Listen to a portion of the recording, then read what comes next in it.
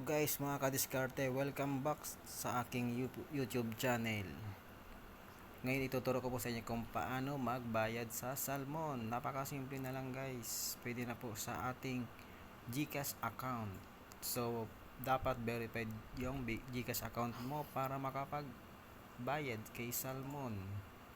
Napakadali na lang guys. Pindutin nyo lang po ang GCash app, tapos pagka open ito, hanapin nyo lang dito yung bills na dito na sa taas. Ayan, ito guys oh. Ayan.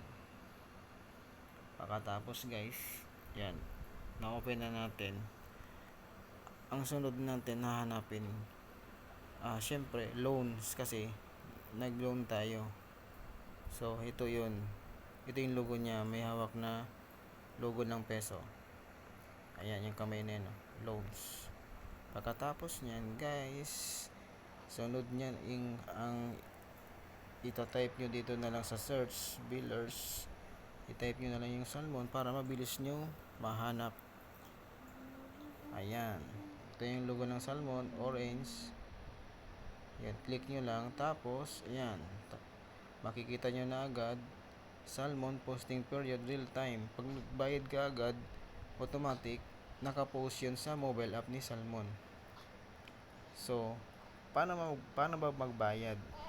Dito guys, wala pong account number. Ang account number po ay yung mismong mobile number mo na ginamit mo pag apply kay Salmon. Yung niregister or binigay mo po nung nag-apply ka, yung po yung naka-registered. So dapat dito mo rin ita-type yung mobile number mo. Yung nag-start po yun sa 09, 11 digits po siya. So nakalagay din dito guys, your service fee is waived. Wala po tayong babayaran na service fee. Yun ang kagandahan po. So customer name, importante din po guys na dapat ang mismong nakapangalan sa customer name is yung nag-apply ng loan, hindi yung inutusan magbayad.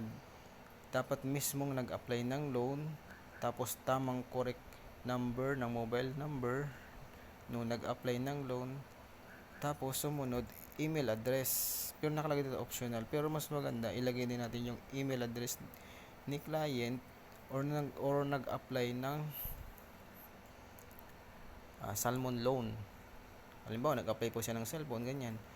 O dito po ita-type, o kaya appliances, ganyan. Ita-type po natin dito yung number na naka-registered. So pag ni-next mo na yan, halimbawa nag-type tayo, ang bayaran mo monthly is 800. So ayun, dire-diretso na yan. Type mo na yung number mo nung nag-apply ka sa Salmon, tapos customer name, tapos email add. Pag nakabayad na yan, syempre malalaman mo naman kasi meron yung confirmation dun sa app, tapos baka meron din mag thank you sa'yo si Salmon na bayad na. So ito yung pinakamadali, pero mas maganda pa rin sa mismong app kasi namomonitor mo dun kung magkano na lang yung balance mo, ganyan. Tapos yan, pag ni-next mo na yan guys, yun, screenshot mo na lang siya pag nakabayad na kayo. Ayan, para merong proof. Pero real time naman siya. Ito yung the best way para makapagbayad na po sa Salmon, para mabilis, hindi na kayo mahihirapan. So ayan lang guys, maraming salamat sa panonood. Please subscribe para sa sunod na mga tutorial po. Thank you mga kadiskarte.